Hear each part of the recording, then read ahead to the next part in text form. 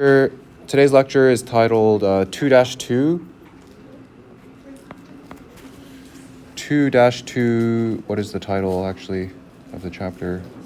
Basic differentiation rules.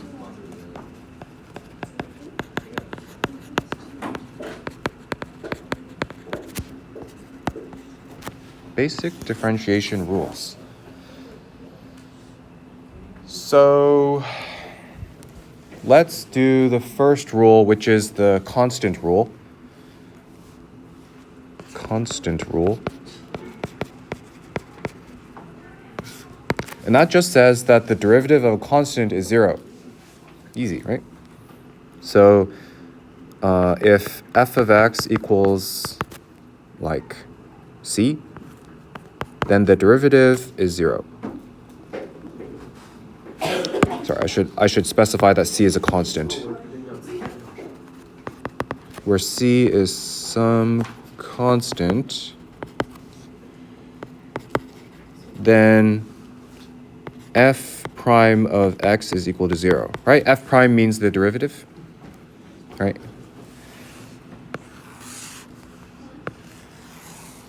You could also write this as d dx of c is equal to 0, if c is constant.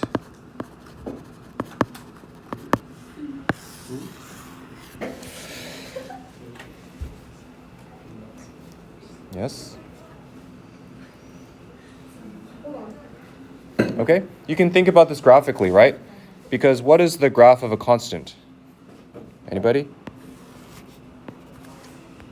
Anybody? Thank you. In what direction? Nope. A horizontal line, right? So this would be the graph of f of x equals c, right? It's a horizontal line. And what is the derivative? It's none other than the slope of a line, or the tangent, the slope of a tangent line. And so clearly the slope of the tangent to this line is always 0. So even graphically you can see how the derivative of a constant is always 0. Okay? Pretty easy. Let's do the next one, which is probably the most important for today, which is the power rule, as Hudson just said. Power rule. And that says, quiet please, that the derivative, so if f of x equals x to the power of n, where n is some constant, it could be a positive number, could be a negative number, could be anything. If f of x equals x to the n, then its derivative, and you'll have to really memorize this, its derivative is n times x to the power of n minus 1.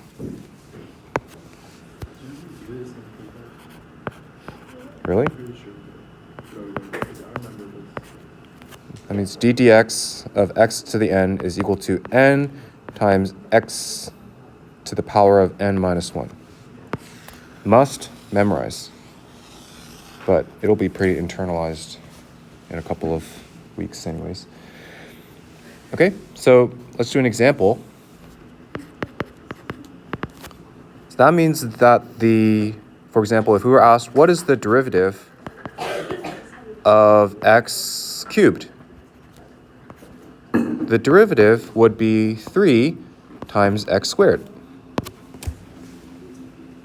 Yeah, because in this case, n is equal to 3, right? So we have n, which is 3, times x to the power of n minus 1, which is 2. Okay? Explain how you got the squared again? That's 3 minus 1. N is 3, so the power of x is n minus 1, which is 2. Okay? Give you another example. What is the derivative of x to the power of 7? It's going to be 7 times x to the 6th. Okay?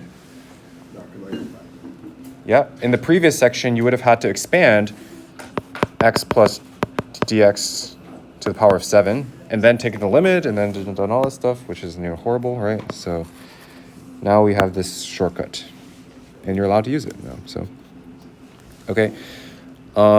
Just as a kind of tip for how this works, how you can think about this in your mind. When you start from, say, like x to the, I'll draw it in colors, like x to the 7, the idea is that you just want to bring the 7 out to the front, if you want to think about it visually. The 7 comes out to the front, and then you just subtract 1 from whatever it was originally.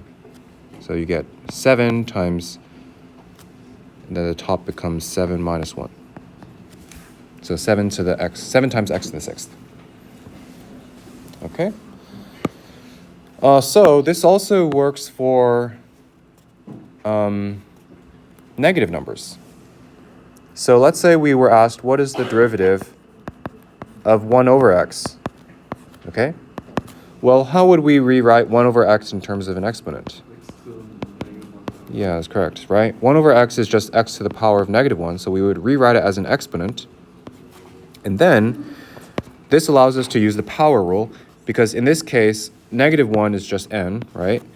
And so what we do is we bring out the negative 1 to the front.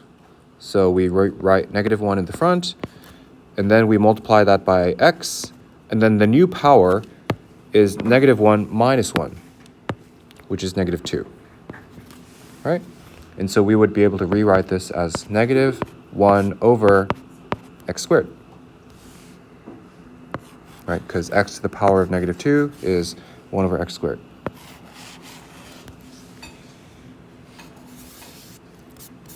Questions? We can also do this for fractional exponents, right? So let's say we were asked, what is the derivative of the square root of x?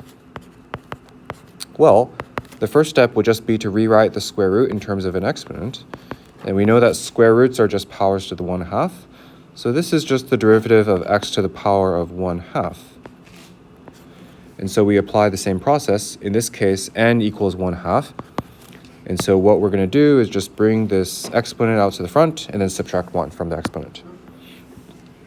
So that yields 1 over 2, right, bringing it to the front as a coefficient, times x to the power of 1/2 minus 1, right, which is equal to 1/2 times x to the negative half, because 1/2 minus 1 is negative half.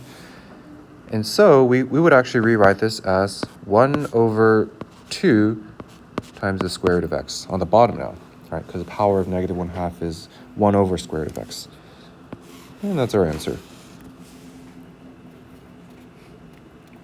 Questions? Yeah, Audrey.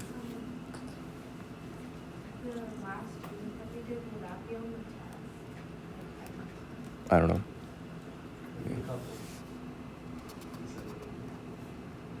I didn't say that.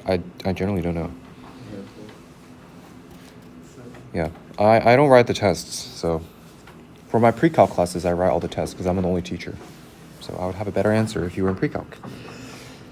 Let's do another one, just to have a plethora of examples. Let's say we had a cube root of x. What is a cube root in terms of exponents? Power of 1/3, right? Yeah. So that's the derivative of x to the power of 1/3.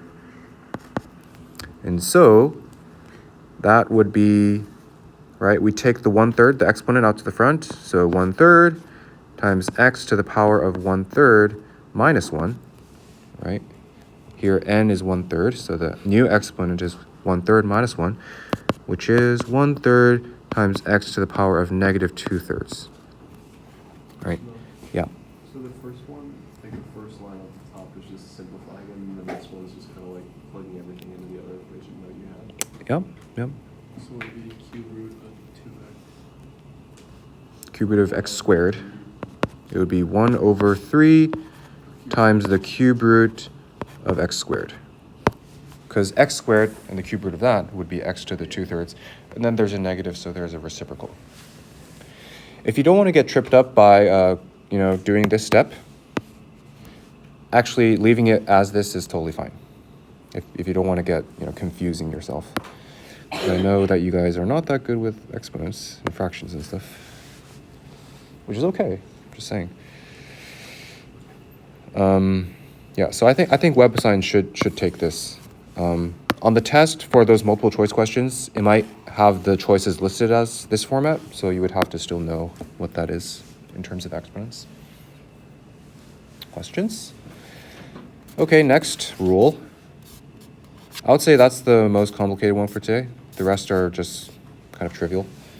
So I don't know what the name of this rule is. It's just if you have a multiple of a function, a constant multiple, then you can bring that outside the derivative. So it's like if you're taking the derivative, sorry, how do I think of this? It's just this. The derivative of c times f of x, where c is some constant, is just equal to c times the derivative of f of x. Got it?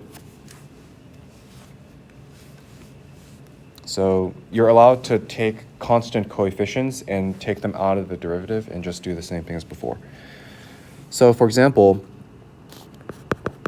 if we were asked, what is the derivative of 3 times x squared? What we could do is just take the 3 out of this derivative, and that would be 3 times the derivative of x squared, which is just 3 times 2x. All right, because here n is equal to 2, so we take that exponent, bring it to the front of x, and then reduce the exponent by 1. So that's 2 minus 1 equals 1. So the answer is 6x.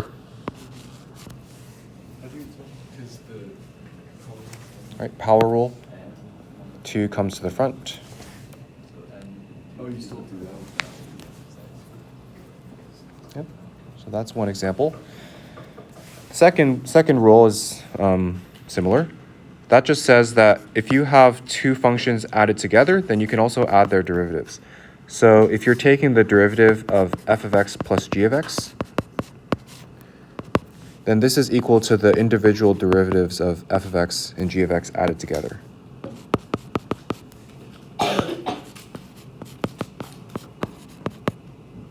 Okay? So that allows you to take derivatives of things that are added together. So, for example, if you had d dx of x cubed plus 4x, then you could take the derivatives of these terms individually and then just add them together. You could take the derivative of x cubed and then add the derivative of 4x. And so the derivative of x cubed, we just found earlier, it's what? 3 times x squared, right? Right, the 3 comes to the front, and we've reduced the exponent by 1.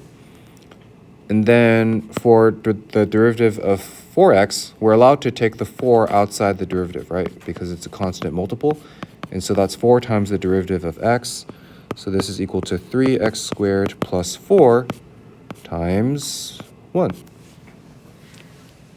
The derivative of x is 1 because x is just x to the 1 power, right? So we're taking the 1 out to the front and then reducing the power by 1. So that's 1 minus 1 equals 0. I'll show you guys. All right, x becomes x to the 1 is just x, right? So that becomes 1 times x to the power of 1 minus 1, which is equal to 1 times x to the 0, which is just 1. So the final answer would be 3x squared plus 4. Any questions?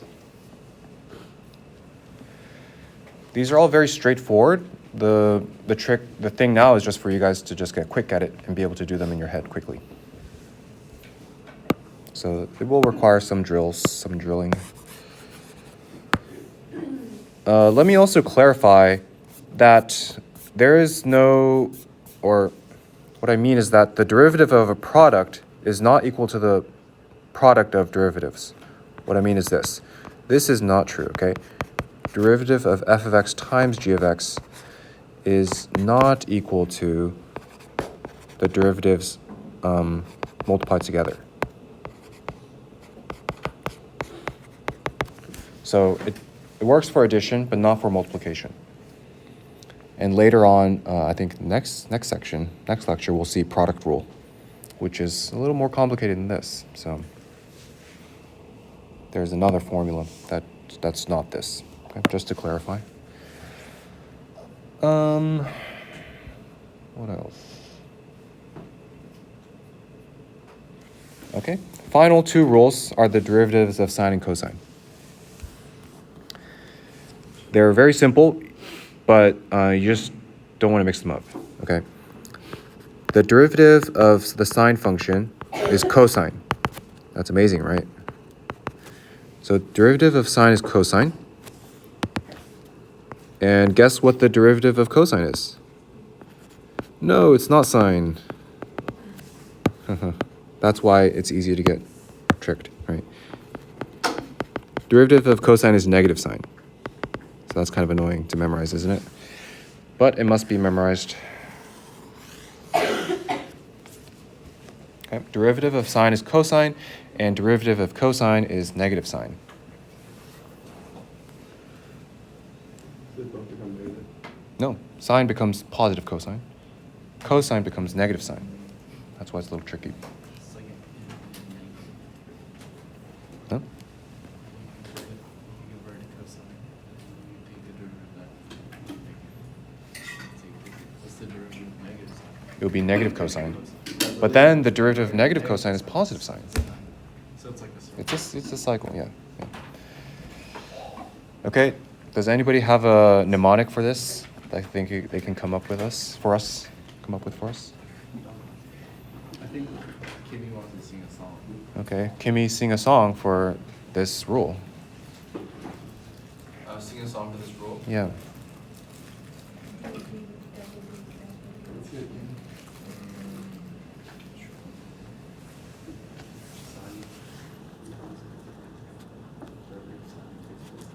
I'm not good at singing, Mr. Nike. Can you give me an example?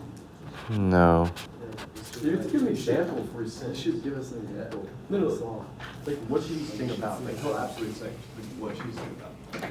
Give us like a first verse. Give him a first verse. It's like a freestyle. Let's just move on. No. Why? This makes It's all- Okay, let me do some more example problems that are similar to the homework. I don't really care about how engaging this class is. I'm always engaged. Good to know. Okay, let's do an example. Let's say we're asked to find the derivative of x plus 2 squared. Okay, the first step is actually to expand what's inside. Okay. So what we would have to do is expand the inside. You can check this for yourself. That's x squared plus 4x plus 4. And then now you can do the power rule for each of these individual terms.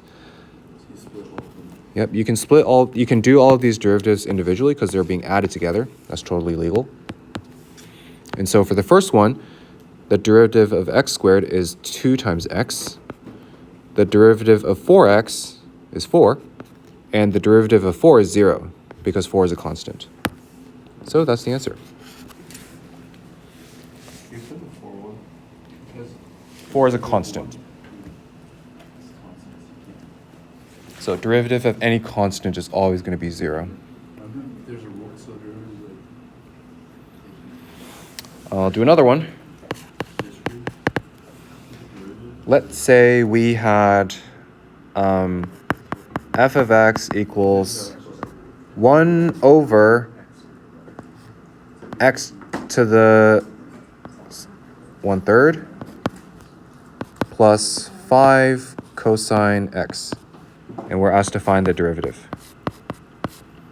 The first step is to rewrite this in terms of an exponent or power. That's a reciprocal of a cube root, so that would be x to the power of negative 1/3 plus 5 cosine x. Sorry. I have to add the derivative symbol, don't I? Or I'll just get rid of this tick mark here. Okay, so I've rewritten my function in a more convenient form. That's generally a good first step. And then now I can take the derivative. So I'm going to apply my power rule. In this case, n is equal to negative 1/3, right? So I'm going to bring that out to the front. That gives me negative 1/3 times, and then now I have to reduce the power by 1. So minus 1/3 minus 1. So that's my first term. And then my second term is just going to be 5 times the derivative of cosine x, which is negative sine x, as we remembered from Kimmy's song. And then this is going to be negative 1/3 times x to the power of negative 4/3, because that's negative 1/3 minus 1, minus 5 sine x. So that's my answer. Okay. In general, the first step is always to rewrite it in terms of more simple exponents. So that might mean expanding. It might mean canceling out some terms. In this next example, for example. So for instance, if we had f of x equals 5x to the 4th plus 7x squared minus 2 over x, right? To take the derivative, we would first reduce this into the addition of individual powers. So we would divide each term in the numerator by x first, and then have them be added together.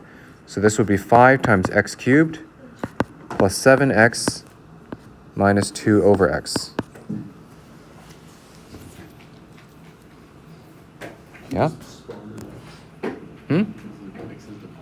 Right? So see, it's a minus 2 over x here. And so now I can take the derivative of each term individually and add them together. So the first one is going to be 5 times 3x squared, right? 3 comes to the front, and the power becomes 3 minus 1 equals 2.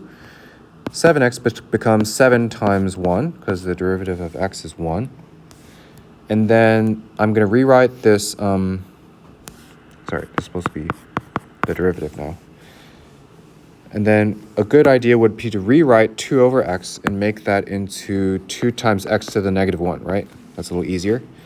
And so the derivative of that would be minus 2 times, here I would bring a negative 1 to the front, and that's going to be a minus sign. And then it would be minus x to the power of negative 2 as my derivative of x to the negative 1. And then now I can simplify all this. It becomes 15x squared plus 7 plus 2 over x squared. That's my answer.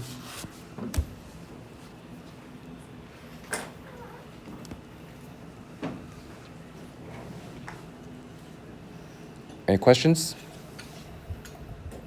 Okay, now I'm going to let you guys do practice problems.